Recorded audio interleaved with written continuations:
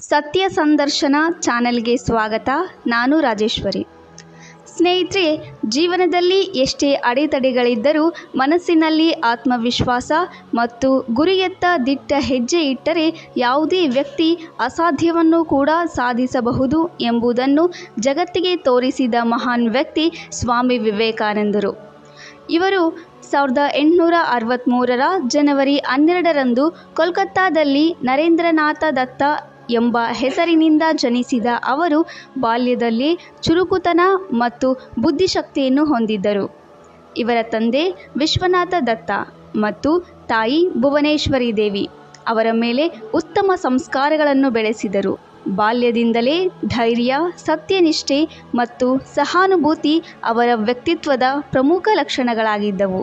ನರೇಂದ್ರನಾಥರು ಪಾಶ್ಚಾತ್ಯ ಹಾಗೂ ಭಾರತೀಯ ವಿದ್ಯಾಭ್ಯಾಸದಲ್ಲಿ ಸಮಾನವಾಗಿ ಪರಿಣತಿ ಪಡೆದಿದ್ದರು. ಅವರು ತತ್ವಶಾಸ್ತ್ರ ಮತ್ತು ಯೋಗದ ಬಗ್ಗೆ ಆಳವಾದ ಆಸಕ್ತಿ ಹೊಂದಿದ್ದರು. ಆದರೆ ಅವರ ಮನಸ್ಸಿನಲ್ಲಿ ಸದಾ ಒಂದು ಪ್ರಶ್ನೆ ಕಾಡುತ್ತಿತ್ತು: ನಾನು ದೇವರನ್ನು ನೇರವಾಗಿ ಅನುಭವಿಸಬಹುದೇ? ಈ ಪ್ರಶ್ನೆಯ ಉತ್ತರಕ್ಕಾಗಿ ಅವರು ಅನೇಕ ಮಹಾನ್ ವ್ಯಕ್ತಿಗಳನ್ನು ಭೇಟಿಯಾದರೂ ತೃಪ್ತಿಯನ್ನು ಕಂಡುಕೊಳ್ಳಲಿಲ್ಲ.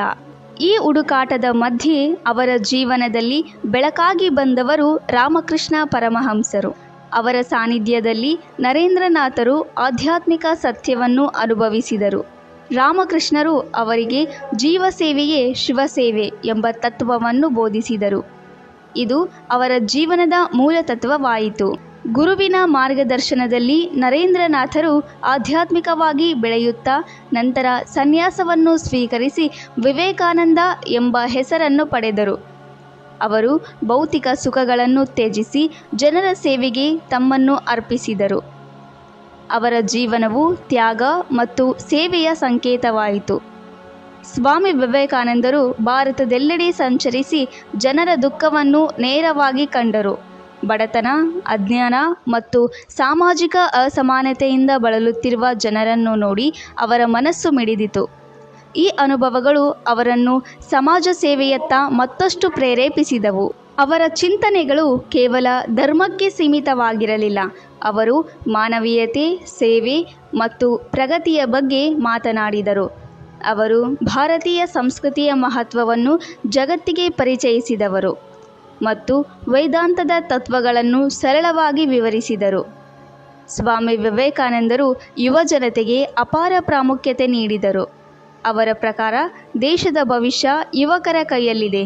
ಅವರು ಯುವಕರಲ್ಲಿ ಆತ್ಮವಿಶ್ವಾಸ, ಶಕ್ತಿ ಮತ್ತು ಶಿಸ್ತಿನ ಜೀವನವನ್ನು ಬೆಳೆಸಲು ಒತ್ತಾಯಿಸಿದರು. ಅವರ ಸಂದೇಶಗಳು ಇಂದಿಗೂ ಪ್ರೇರಣೆಯ ಮೂಲವಾಗಿವೆ. ಅವರು ಸ್ಥಾಪಿಸಿದ ರಾಮಕೃಷ್ಣ ಮಿಷನ್ ಮಾನವ ಸೇವೆಯ ಮಹತ್ವವನ್ನು ಜಗತ್ತಿಗೆ ತೋರಿಸುತ್ತದೆ. ಈ ಸಂಸ್ಥೆ ಶಿಕ್ಷಣ, ಆರೋಗ್ಯ ಮತ್ತು ಸಾಮಾಜಿಕ ಸೇವೆಯಲ್ಲಿ ಅನೇಕ ಮಹತ್ವದ ಕಾರ್ಯಗಳನ್ನು ಮಾಡುತ್ತಿದೆ. ಅವರ ಆದರ್ಶಗಳು ಇಂದಿಗೂ ಜೀವಂತವಾಗಿವೆ. ಸ್ವಾಮಿ ವಿವೇಕಾನಂದರು ಧರ್ಮಗಳ ನಡುವೆ ಭಿನ್ನತೆಗಳನ್ನು ದೂರ ಮಾಡಿ ಎಲ್ಲ ಧರ್ಮಗಳು ಒಂದೇ ಗುರಿಯನ್ನು ಹೊಂದಿವೆ ಎಂದು ಸಾರಿದರು. ಅವರು ಮಾನವೀಯತೆಯನ್ನು ಎಲ್ಲಕ್ಕಿಂತ ಮೇಲಾಗಿ ಇರಿಸಿದರು. ಅವರ ಸಂದೇಶವು ಜಗತ್ತಿಗೆ ಶಾಂತಿ ಮತ್ತು ಏಕತೆಯ ದಾರಿಯನ್ನು ತೋರಿಸುತ್ತದೆ. ಸ್ವಾಮಿ ವಿವೇಕಾನಂದ ಅವರ ಜೀವನವು ಪ್ರತಿಯೊಬ್ಬರಿಗೂ ಒಂದು ಪಾಠ. ಆತ್ಮವಿಶ್ವಾಸದಿಂದ ಬದುಕಿ, ಗುರಿಯತ್ತ ನಿರಂತರವಾಗಿ ಶ್ರಮಿಸಿ, ಸಮಾಜಕ್ಕೆ ಸೇವೆ ಮಾಡಿ. ಅವರ ಜೀವನವೇ ಒಂದು ಪ್ರೇರಣೆಯ ಬೆಳಕು. ಅದು ನಮ್ಮ ದಾರಿಯನ್ನು ಬೆಳಗಿಸುತ್ತದೆ. ಇನ್ನಷ್ಟು ಇಂತಹ ಪ್ರೇರಣಾದಾಯಕ ಕಥೆಗಳಿಗಾಗಿ ನಮ್ಮ ಯೂಟ್ಯೂಬ್ ಚಾನಲನ್ನು ಸಬ್ಸ್ಕ್ರೈಬ್ ಮಾಡಿ. ಹಾಗೆ ಸ್ವಾಮಿ ವಿವೇಕಾನಂದರ ಕುರಿತಾದ ನಿಮ್ಮ ಅನಿಸಿಕೆಗಳನ್ನು ಕಮೆಂಟಲ್ಲಿ ತಿಳಿಸಿ. ಧನ್ಯವಾದಗಳು.